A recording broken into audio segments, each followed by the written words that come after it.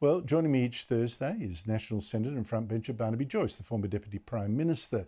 Barnaby Joyce, thanks for your time. This treaty or agreement the Victorian government has already signed with an Aboriginal Land Council in northwestern Victoria. Your response, and particularly bearing in mind the claim asserted there that the Aborigines should have, this land council should have some control over taking water out of rivers, for instance. Well, it completely reallocates power in Australia, and that's just one of the things that we have such a concern about. Australia, by its very nature, is a nation that's egalitarian, and people are treated equally. Once you start creating mechanisms where one person has greater rights than another by the reason of the colour of their skin or their religion or their creed or their race or other ethnicity, then you move away from the egalitarian principle of Australia, which is delivered to our nation and our continent that we live in, that's been defended by our soldiers in multiple wars, where so many have given up their lives, a sense that these people in the past died for apparently a nation in the future that was going to be two different races of people with two different rights. The respect we pay is to those who have stood in front of a gun at the dangerous end and defended our soil. And they defended it for the principles that we are one people who live in who have a myriad of different ethnicities, but we have equality in how we walk on this land.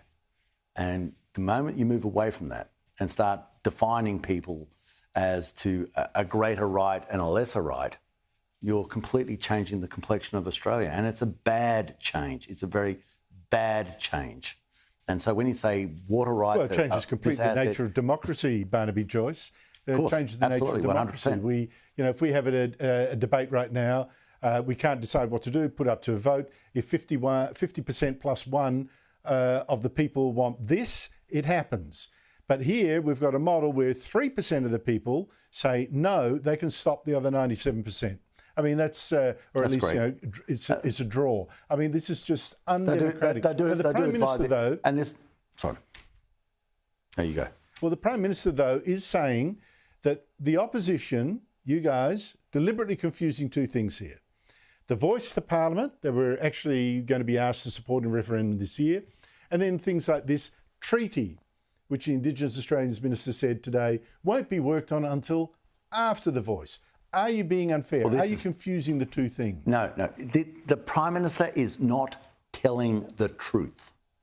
At the Garma Festival last year, he said that he would deliver the Uluru Statement of the Heart in full, ladies and gentlemen. Listen to me, in full. That means the referendum, the voice, treaty, Makarrata, call it what you like, treaty and truth-telling.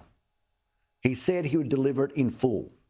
And if he now says something else, he's either lying then or lying now. Make up your mind. I'm going to give more prescience to what he said then. And of course, if you're going to have a treaty, you've got to have a treaty with somebody and somebody enacting its process in that treaty. And might I suggest that's probably the voice. And this will enshrine two different Australias. And, and they should be coming on your show, Andrew, and having the debate with you. I went on Q&A the other night. I'm going to go on The Point, which is, a very pro-yes position. If you believe in what you stand for, then you go before all forms of media and spruik your stuff. You don't just pick and choose where you go. And the Australian people, it's not about going out to the bush. I live in the bush. I live in Dangalmar, which is an Aboriginal term, as Weeabonga, as Limbri, as Mulirindi, the Gulmari people, Anawan, Barandangi, Dungari. I don't have to go to Garma. I can go home and I get a pretty good understanding of how Aboriginal Australia works, because I grew up with it and I live with it and I'm very proud of it. And to this day, I live with Aboriginal people. I'm very proud of it. Don't need to go to Garma. Got a fair idea about from where I live. So, but I have been to Garma in the past. Happy to go there again. But he's not being truthful. Well, the Garma is not the be-all and end-all. This BS, this absolute BS. He spent $900,000, ladies and gentlemen, $900,000 on the treaty. So if he's not involved with it, where's the money, mate? Give it back. I know. What have you done with it? Good point. Why won't they say where that 900,000 went? Whose trousers did it go down, that 900,000? Yeah, I really am fascinated. Barnaby, what have you spent the money on?